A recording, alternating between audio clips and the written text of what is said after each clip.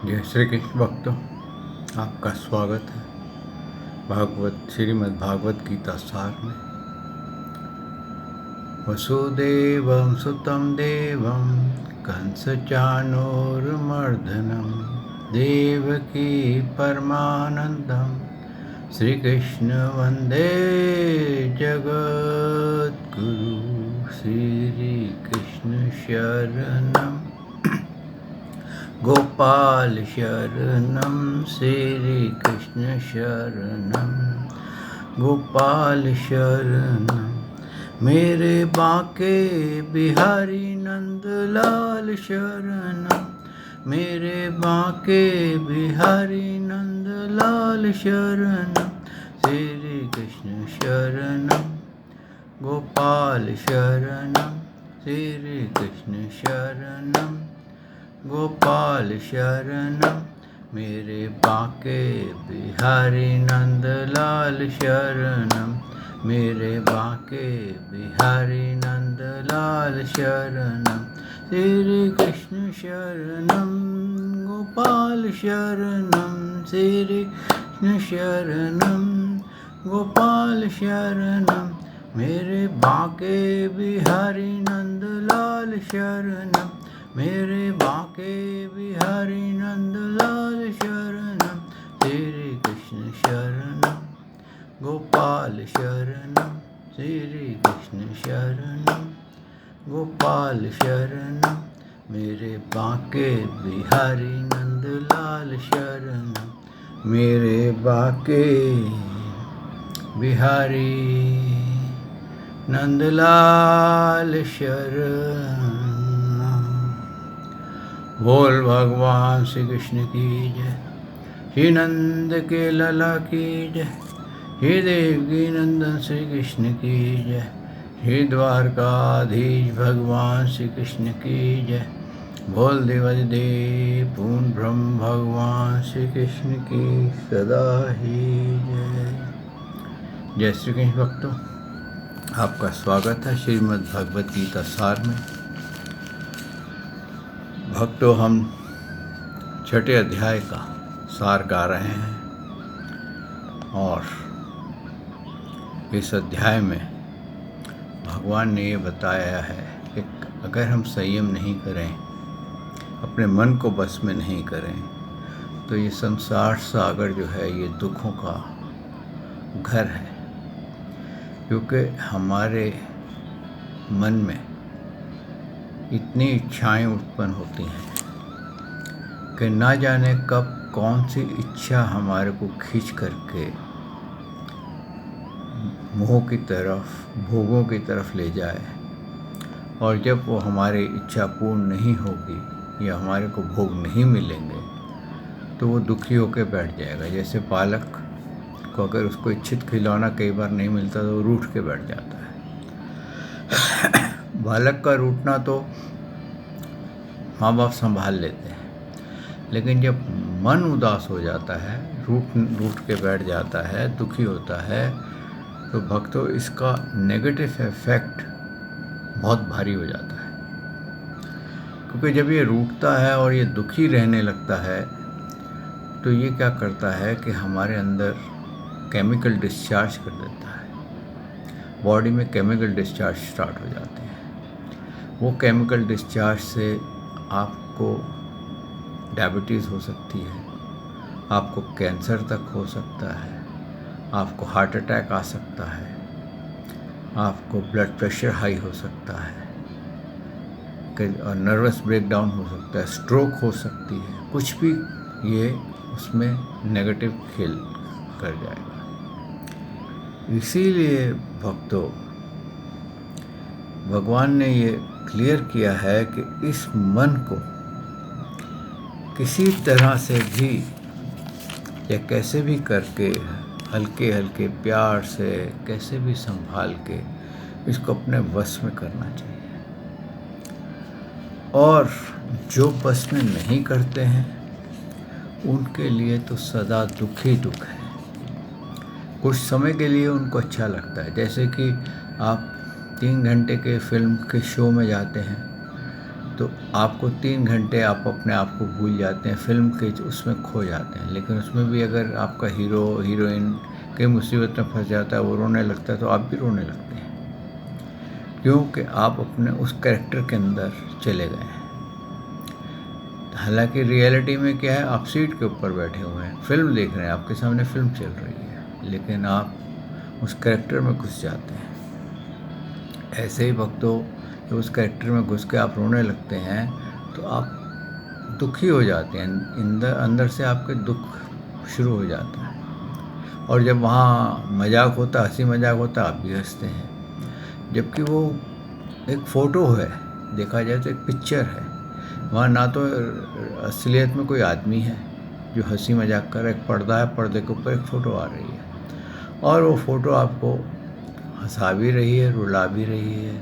तो मन भी बिल्कुल वही करता है कि जो उसके अनुकूल बात होती है वो मुस्कुराता है और आपकी आत्मा को अच्छा लगता है, और अगर उसके प्रतिकूल बात होती है वो रोने बैठ जाता है, आपकी आत्मा को अच्छा नहीं लगता और उसका रिएक्शन हो जाता है। तो इसीलिए भगवान ने विधि बताई, तरीका बताया कि इसको हल्के हल्के अपने जो नेगेटिव विचार हैं उनको पॉजिटिव में कन्वर्ट करो। अगर तुम अपने नेगेटिव को पॉजिटिव में कन्वर्ट नहीं करोगे तो क्या होगा, ये नेगेटिव विचार कांटों की तरह आपके अंदर लग जाएंगे, और फिर वो कब कौन सा कांटा पेन करे मालूम नहीं चलेगा। कभी एक कांटा पेन करेगा तो उसको आप ठीक करने बैठेंगे तो दूसरा थोड़ी देर टाइम बाद दूसरा शुरू कर देगा। तो आपके देखा जाए तो बेसिकली परेशानी जो है वो बाहर नहीं है, हमारे अंदर होती है, क्योंकि हम उसके गेम को नहीं देख रहे, हम फिल्म को नहीं देख रहे हैं, हम फिल्म के करैक्टर के अंदर प्रवेश कर जाते हैं। ऐसे ही हमारी आत्मा उसका नाटक नहीं देखती है, उसके अंदर उसके साथ रम जाती है। वो इतना रमा देता है कि हमारी आत्मा को, जबकि साक्षी है वो, उसका उससे कोई संबंध नहीं है। और क्यों कि ये इसलिए होता है क्योंकि हम अज्ञानी हैं, हमें पूर्ण रूप से ज्ञान नहीं मिला। और इस आत्म का पूर्ण ज्ञान, साक्षी रूप का ज्ञान अगर पाना हो तो भक्तों, ये आवश्यक है कि आप या तो खूब गीता अध्ययन करें, खूब भागवत का अध्ययन करें, और किसी अच्छे गुरु से जो भगवान श्री कृष्ण का वो हो, भक्त हो, परम भक्त हो, उससे इसका अभ्यास सीखें। तो आप इस बात से बाहर निकल जाएंगे कि कैसे मन हमारे को दुखी करता है, कैसे हम ये खाली फिल्म देख रहे हैं, लेकिन जब आपको यकीन हो जाए कि नकली फिल्म चल रही है, आप उसके करैक्टर्स में नहीं घुसेंगे, तो आपको फिल्म देखने का मज़ा ही और आएगा, आपको शांति और आएगी। इसी तरीके से जो फिल्म आपका मन आपको दिखा रहा है और आप उसको रियल समझ करके उसके अंदर लग जाते हैं, वो आपको जब पता चलेगा कि ये तो खाली एक पर्दे के ऊपर चलने वाली फिल्म है, इससे मेरा कोई संबंध नहीं है। तो जब आप संबंध उससे हट जाएगा तो आपको यही जीवन जो है ये आपको आनंदित करेगा। फूलों में मज़ा करते हुए आप इस जीवन को बिताएंगे।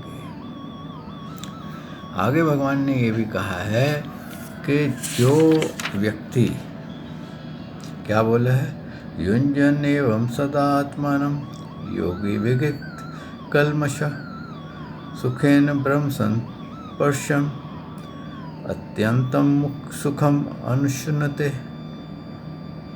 पाप रहित योगी इस प्रकार निरंतर आत्मा को परमात्मा में लगाता हुआ सुखपूर्वक परब्रह्म परमात्मा की प्राप्ति रूप अनंत अनंत का अनुभव करता है।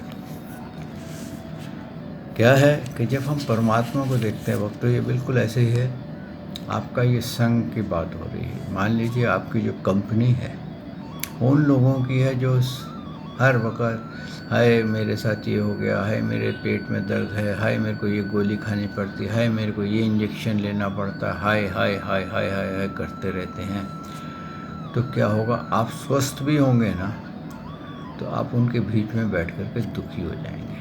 आपको लगेगा मैं भी, मेरे भी मन भी कहते हैं ना, अरे ये आया कर रहा है तो इसको ज़रा ज़्यादा टेंशन मिल रही है, मैं भी आया करूँ तो ज़्यादा टेंशन मिलेगी, वो भी शुरू हो जाएगा।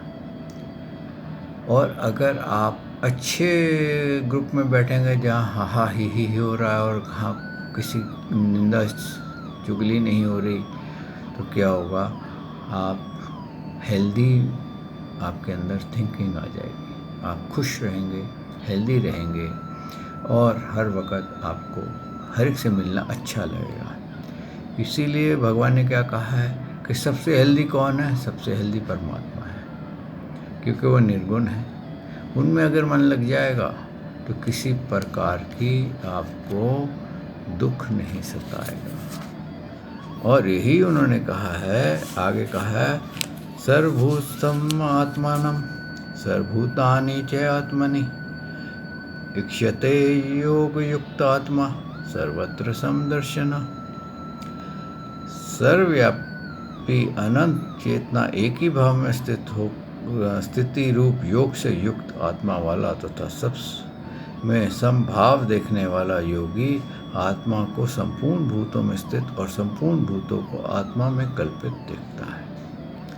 जब आप बिल्कुल हेल्दी रहेंगे तो आपका मन क्या करेगा, आपका मन ये कहेगा कि हर कोई ही मुझे हंसता हुआ मिले, हर कोई प्रसन्न मिले, और आपको ये सब के अंदर प्रसन्नता नज़र आएगी कि इसके अंदर गुण क्या है। आप लोगों के गुण देखेंगे। जैसे कि एक बार भगवान श्री कृष्ण और अर्जुन जा रहे थे और रास्ते में एक कुत्ता मरा हुआ था, तो उसमें से बास आ रही थी, कीड़े खा रहे थे। तो भगवान ने उससे पूछा, तेरे को इसमें कोई गुण नज़र आता है क्या, कुछ है इसका जो कि अच्छा लगता हो? आप प्रभु, आप भी किसकी तरफ इशारा कर रहे हो? एक लाश सड़ रही है कुत्ते की और उसमें से आप देख के आप कहते हो कोई गुण नज़र आता है क्या? तो बोले, क्यों, तेरे को नज़र नहीं आता? नहीं। तो उसने बोला, आगे से प्रश्न किया, प्रभु आपको कुछ नज़र आता है, मुझे आप ही बता दो। तो भगवान ने कहा, देख इसके दांत निकले हुए हैं और दांत कैसे चमक रहे हैं जैसे मोती होते हैं।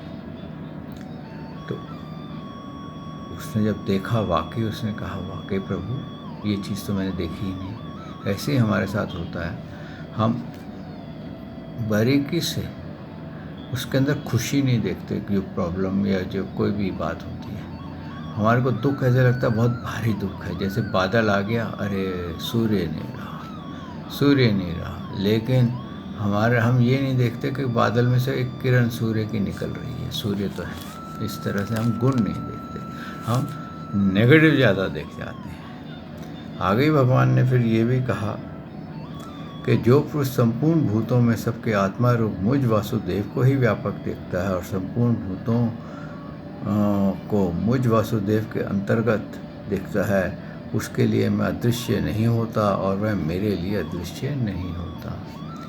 क्या होता है भक्तों, जब हम आत्मज्ञान ले लेते हैं तो हमें क्या फीलिंग्स आती हैं कि जो आत्मा मेरे अंदर है वही आत्मा चींटी में भी है, वही आत्मा हाथी में भी है, वही पेड़ में भी है, वही घास में भी है, हर चीज़ में वही आत्मा है, यहाँ कोई अंतर नहीं है। तो हमारे को क्या होता है कि हमारे को कोई फ़र्क नहीं पड़ता, तो हमारे को ऐसे लगता है कि ये सब परमात्मा के ही रूप हैं, क्योंकि आत्मा जो है वो परमात्मा का अंश है। हम उसमें परमात्मा का ही अंश देखते हैं, परमात्मा के स्वरूप देखते हैं। तो इसलिए भगवान कहते हैं कि मैं अदृश्य नहीं होता, क्योंकि हर तरफ आपको ऐसे लगता है परमात्मा ही फैले हुए हैं। जैसे कि आप देखिए कि एक स्पॉटलाइट्स होती हैं जिसमें छोटे छोटे जिसको बोलते हैं लेज़र लाइट्स, उसमें से ऐसे ऐसे ड्रॉप टाइप यानी कि डॉट्स निकलते रहते हैं। तो लेकिन सब एक ही रंग के हैं, सब एक ही जैसे हैं। तो आपको क्या होता है कि जब हर चीज़ आपको एक जैसी लगेगी, एक ही लगेंगे, तो आपको मालूम है ये मेन लाइट जो है ये उस लेज़र से आ रही है। जब वो लेज़र से आ रही है तो सारी लाइट एक ही है, कोई डिफरेंस नहीं है। जब कोई डिफरेंस ही नहीं है तो आपका क्या हो गया, परमात्मा की तरफ प्रेम बढ़ जाएगा कि ये परमात्मा ही अपने इतने रूप बना करके बैठे हैं। तो इसीलिए उन्होंने ये चीज़ का यहाँ पर स्पष्टीकरण किया है कि हर एक में तुम उसके शरीर को मत देखो, उसमें पावर देने वाली आत्मा को देखो। हर शरीर के अंदर पावर देने वाली आत्मा को देखो, और वो आत्मा मेरा अंश है, यानी कि मैं ही उसको पावर दे रहा हूँ, वो मैं ही हूँ, ऐसा उन्होंने कहा है। तो क्या होगा, हर वक्त आपको प्रभु का साक्षात्कार होता रहेगा। आगे भगवान ने जो कहा है, जो पुरुष एक ही भाव से स्थित होकर संपूर्ण भूतों में आत्मस्वरूप स्थित मुझ सच्चिदानंद वासुदेव को भजता है, वह योगी सब प्रकार से बरतता हुआ मुझ में ही बरतता है। यानी कि उससे कोई भी कर्म अलग नहीं होता, वो अपने उसी में ही बसता है। और इस प्रकार से कहते हैं जो सब कुछ एक ही देखने लग जाता है, यानी कि एक ही दृष्टि हो जाती है जब, तो उसको हर तरफ शांति मिलने लग जाती है। इस पर अर्जुन जी ने एक प्रश्न किया उनसे। अर्जुन वाच यो अयम योगस्तव्य प्रोक्ता समेन मधुसूदन इत्यासहम न पश्यामि चंचलत्वात् स्थितम स्थिरम। हे मधुसूदन, जो ये योग आप अपने संभाव से कहा है, मन के चंचल होने से मैं इसकी नित्य स्थिति नहीं देखता, क्योंकि हे कृष्ण, ये मन बड़ा चंचल है, प्रथम स्वभाव वाला बड़ा दृढ़ है और बलवान है, इसलिए उसको वश में करना मैं वायु को रोकने की भांति अत्यंत दुष्कर मानता हूँ। अब तो ये प्रश्न सब पे है, हमारे भी है, आप पे भी है, कि जब भी हम मन को कंट्रोल करते हैं तो हमारा ये होता है कि मन तो कंट्रोल में नहीं आता। फटाक करके आप मेडिटेशन करिए, आप 1 मिनट मेडिटेशन करेंगे तो 1 मिनट में आपको ये मन कहीं और सपने में ले जाएगा या नींद में ले जाएगा, आपको कहीं ना कहीं ये भटकाने लग जाएगा। आप कभी ट्राई कर लिए, आप माला लेके बैठिए, माला लेके बैठिए तो बड़े गौर से बैठिए कि मैं मजा ले ध्यान इधर से, तो मैं भगवान के नाम का नाम ले रहा हूँ और भगवान का ही चिंतन करूँगा। लेकिन जहाँ आपके 10-15 मन के निकले, वहाँ पर मन के तो बराबर चल रहे हैं, कहते हैं ना डिफ़ॉल्ट सेटिंग में चले गए, वो तो चल रहे हैं, जीवा भी नाम सिमरन कर रही है, लेकिन मन कहीं और मस्ती कर रहा है। तो वो आपका जो माला फेरना वो क्या होगा, खराब हो जाएगा, बर्बाद हो जाएगा। तो इसीलिए कहा है, फिर भगवान ने कहा है, श्री भगवान वाच असंशयम महाभाव मना दुर्निग्रहम चंचलम अभ्यासेन तु कौन्तेय वैराग्यम च गृहीते। हे मानुभाव, निस्संदेह मन चंचल और कठिनता से वश में होने वाला है, परंतु हे कुंती पुत्र अर्जुन, ये अभ्यास से और वैराग्य से वश में आता है। क्या है, आपको प्रैक्टिस जब तक आप नहीं करेंगे तो ये मन आपका वश में नहीं आएगा। आप जहाँ जहाँ जाए उसको खींच करके वापस लाइए और उसको भगवान के चिंतन में लगाते रहिए। फिर इसी के ऊपर अर्जुन जी ने फिर प्रश्न किया कि अगर जो कोई ऐसा अभ्यास कर रहा है, क्या बोले हैं, अर्जुन वाच याति शता उपेतो योगा चंचलित मनसा अप्राप्य योग संसिद्ध्यम काम गत्यम कृष्ण गच्छति। हे कृष्ण, जो योग में श्रद्धा रखने वाले हैं किंतु संयम ही नहीं है, इस कारण अंतकाल में जिसका मन योग से विचलित हो गया है, ऐसा साधक योगी सिद्धि को अर्थात भगवत साक्षात्कार को ना प्राप्त होकर किस गति को प्राप्त होता है। हे मानुभाव, क्या वह भगवत प्राप्ति के मार्ग से मोहित और आश्रित रहित पुरुष छीन भिन्न बादल की भांति दोनों ओर से भ्रष्ट होकर के नष्ट तो नहीं हो जाता। हे कृष्ण, मेरे इस संशय को आप संपूर्णता से छेदन करके मुझे इसका निर्णय बताइए। इस पर भगवान ने कहा है कि क्या होता है कि भक्तों, कई बार हम ये सोचते हैं, अरे हम तो बैठे थे भक्ति करने के लिए, लेकिन मन में तो हम किसी और काम वासना में लग गए, किसी और चक्कर में पड़ गए, लेकिन अब ये तो भक्ति खराब हो गई। तो भगवान ने उसके ऊपर कहा है कि श्री भगवान वाच प्रार्थना एव हीना अमुत्र विनाश तस्य विधीयते नाहि कल्याण कृत कश्चित दुर्गत्यम तात गच्छति। हे पार्थ, उस पुरुष का ना तो इस लोक में विनाश होता है और ना ही परलोक में ही, क्योंकि हे प्यारे प्यारे, आत्म उद्धार के लिए अर्थात भगवत प्राप्ति के लिए करने वाले कर्म कोई भी मनुष्य दुर्गति को प्राप्त नहीं होता। यहाँ पर भगवान ने स्पष्ट किया है कि जो भी मानव किसी प्रकार से भी भगवान श्री कृष्ण की भक्ति में आ जाता है, उसकी वो भक्ति का कभी नष्ट नहीं होती है। वो भक्ति उसकी बनी रहती है, और वो भक्ति ऐसी बनी रहती है कि वो कहते हैं ना, कई जन्मों तक उसका फल मिलता रहता है।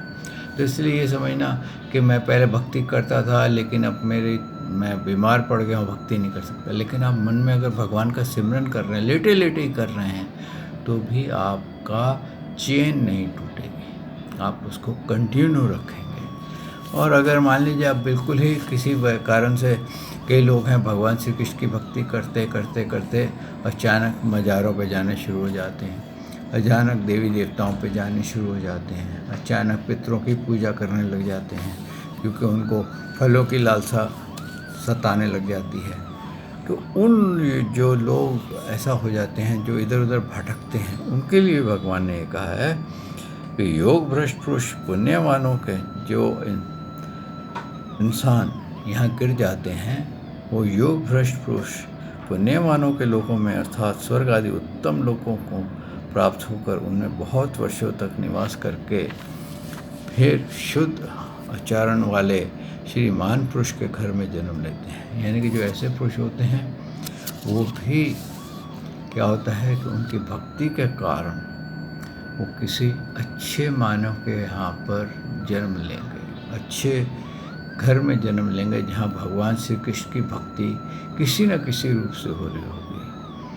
अर्थात आगे उन्होंने यही भी बताया है कि उस घर में वो जन्म लेकर के फिर भगवान श्री कृष्ण से ही वो प्रेम करेंगे, और प्रेम करते करते उनके जो है भक्ति के जितने भी जन्मों में उन्होंने भक्ति करी होगी, वो सब की सब आकर के उनके साथ पुण्य के साथ आके मिल जाएंगे, और वो भगवान को ही प्राप्त होंगे। क्या बताया उन्होंने? वह श्रीमान के घर में जन्म लेने वाला योग भ्रष्ट पराधीन हुआ भी उस पहले के अभ्यास से ही निस्संदेह भगवान की ओर आकर्षित किया जाता है, तथा समबुद्धि रूप योग जिज्ञासु भी वेद में कहे हुए सैकाम कर्मों के फलों को उल्लंघन कर जाता है, परंतु प्रयत्न पूर्वक अभ्यास करने वाला योगी तो पिछले अनेक जन्मों के संस्कार बल से इस जन्म में संसिद्धि होकर के संपूर्ण पापों से रहित फिर तत्काल ही परम गति को प्राप्त कर लेता है। देखिए, यहाँ उन्होंने पूरा बता दिया, रहस्य खोल दिया है। आप ये समझिए कि भगवान श्री कृष्ण की जो हम नाम ले रहे हैं, जैसे कि भगवान श्री कृष्ण का उसमें आता है, भागवत में भी आता है कि कई जन्मों के जब पुण्य उदय होते हैं तो हमारे को श्री कृष्ण का नाम मिलता है, और फिर उससे भी कई अनेकों हजारों लाखों जन्मों के जब पुण्य उदय होते हैं तो हमारे को श्रीमद् भागवत मिलती है, और उसके बाद हमारे को भगवान की ऐसी कृपा मिलती है कि फिर हमारा लक्ष्य केवल मोक्ष हो जाता है। जीवन मृत्यु से हम मुक्त होना चाहते हैं, क्योंकि हम ये समझ जाते हैं कि ये सांसारिक भोग जो हैं ये क्षणिक हैं, और इसमें सिर्फ यही है कि जितने हम इस भोगों में फंसेंगे उतना ही, जैसे दलदल में आप फंसते हैं, आप जितना निकलने की कोशिश करते हैं आप और दलदल में गहराई में चले जाते हैं। तो दलदल में से निकलने की अगर विधि ना आती हो तो भक्तों, ये ऐसी दलदल है गृहस्थ की या संसार की, कि इसमें से निकलना बहुत कठिन है। और इसके निकलने का एक ही तरीका है कि इसको वैराग्य से और ज्ञान से ही निकला जा सकता है। आगे उन्होंने ये कहा है कि योगी तपस्वियों से श्रेष्ठ है, शास्त्र ज्ञानियों से भी श्रेष्ठ है माना गया है, और सकाम कर्म करने वालों से भी योगी श्रेष्ठ है।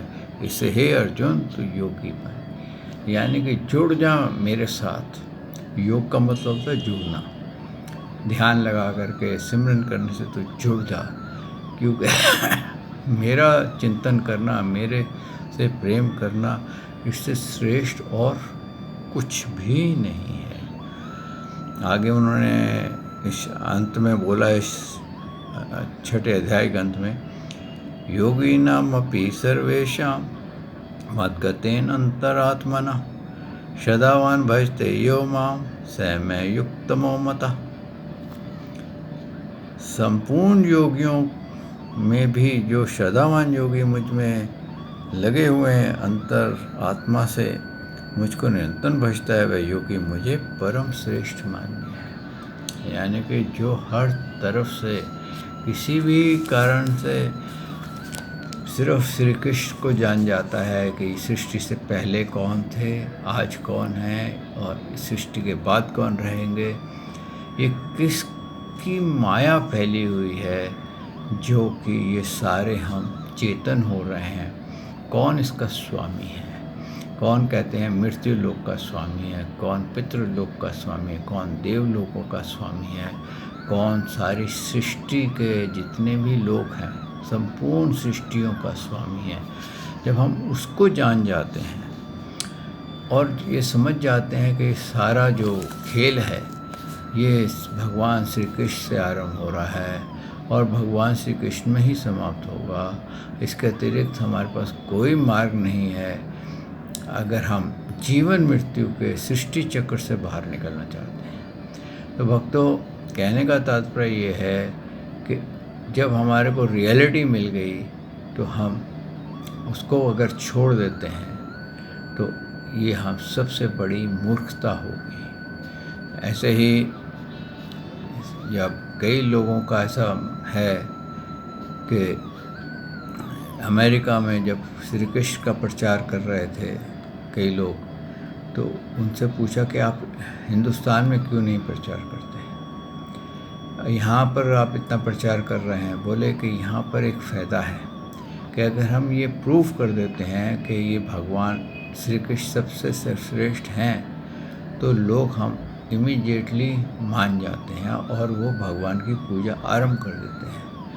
लेकिन हिंदुस्तान में एक तकलीफ है, अगर हम प्रूफ भी कर देते हैं तो भी वो संशय करते हैं, सोचते हैं ये कृष्ण भक्त हैं इसलिए ये कृष्ण कृष्ण कह रहे हैं, लेकिन हकीकत में हम जिसको पूछते हैं सब मार्ग एक ही जगह जाते हैं। इस तरह से उनके अंदर संशय उत्पन्न हो जाते हैं और जब संशय उत्पन्न हो जाते हैं तो क्या होता है, वो भगवान को प्राप्त नहीं कर पाते, इस संसार सागर में भटकते रहते हैं।